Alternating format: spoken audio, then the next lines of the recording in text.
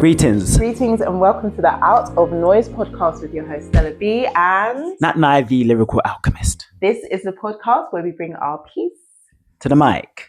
And we welcome you back frequently to tune into our frequency. Today we're going to talk about poetry and how that is the love language related to the sacred energy exchange that we call plainly and mundanely as sex. Yes. So we are both poets. We are more than poets. We would love to call it alchemy. That is the lyrical alchemist. I am a multidisciplinary artist. Poetry is definitely a love language of mine. It's definitely what connects me to the spirit of this realm, this earthly plane. The ability to use words to evoke imagery, but also to kind of communicate directly to the heart chakra. When it comes to lovemaking and sex, we both love exploring the language of erotica and sex, and this is partly why we're going to be including that in our event on the 20th of February. This series, we forgot to mention, is about innuendo, which is coming up on the 20th of February at the Ministry of Sound, the Sister Club of the Ministry. And it's a night that you'll never experience anywhere else. It's all about sex, sacred energy exchange, and intimacy, love, afromance, and desire. And so poetry, we thought we'd just mention today in our podcast why it's such a perfect fit for sacred energy exchange subject. And us as poets, why we're including that as part of the night. We are poets, people of extraterrestrial substance. So this is what we do.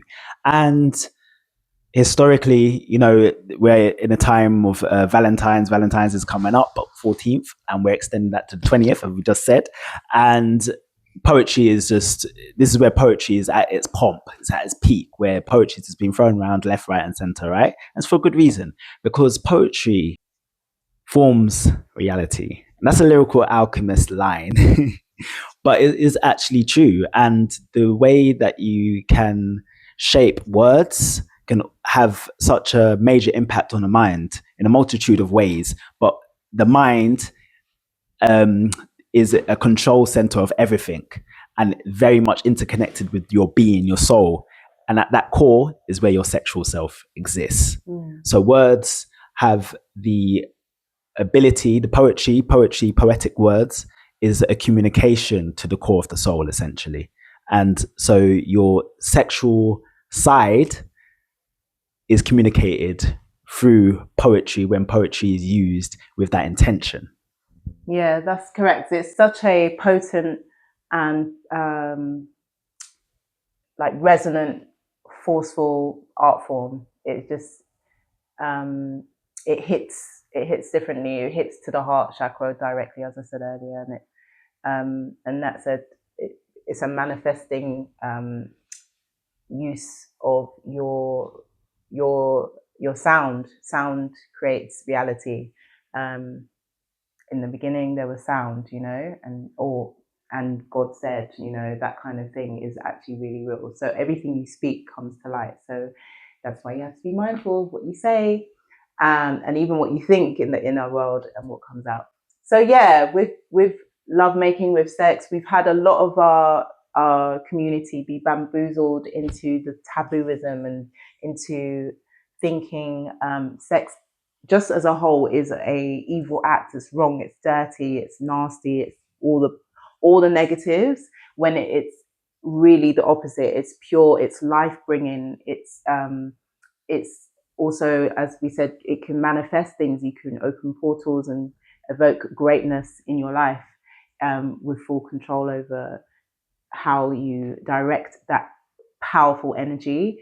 And when it's not commodified, and broken up or ripped away from you and separated into, quick things like porn or, Tinder, and like choosing partners willy-nilly and having sacred energy exchange with different bodies all the time, but not really connecting with the spirit of those people. It can be really healing. It can really empower your life. And you can get rid of the guilt and the shame that is often a heavy burden. And with poetry, it's like a channeling and a direct um, link to the pen and paper, or to the the pad nowadays, or the phone pad, the thumb and pad, because as you channel these thoughts and these rhythms in your mind that are completely attached to your Pineal gland. kundalini, Oh, your your kundalini. kundalini, your kundalini, yes, because your kundalini spirit is very much attached to all of this energy we're talking about. It's very much about that inner potent side of you, the most free and wild side of you, the most expressive side of you that isn't burdened with, like I said, the guilt, shame, all the negative stuff, but is a really free essence that flows through you. And when you're channeling word sound, when you're channeling poetry, when you're writing, it's awakened. It's awakened by that. And the more you practice it, the more potent that kind of relation can be to your inner self, your truest self. We are all here because of sex. The act of sex brought us here, and it is a sacred thing, and it's a blessing to be here. Everything that exists because of it. This whole entire universe, and really relating to that when you write poetry and you evoke those inner worlds outward onto the paper, you free up yourself, you free up that spirit, that energy. It's like similar to like meditation, it's similar to dance, it's similar to all those things, drumming, African drumming specifically, but music, those things that awaken the kundalini and lets her, I'll say her for me, or him, free. So yeah, that's another reason why we encourage poetry writing, erotic poetry writing specifically, we're talking about. And we encourage those that are coming along to our event to take part in this beautiful session that we're going to have at the beginning of the night. You're going to love it. You're going to feel free. You're going to feel expanded. Your mind's going to feel open. Your heart chakra will be open, and you'll be in a safe environment with us two leading, and some of the poets, the powerful poets that we'll have in the room, kind of leading the way in terms of sharing. Yeah.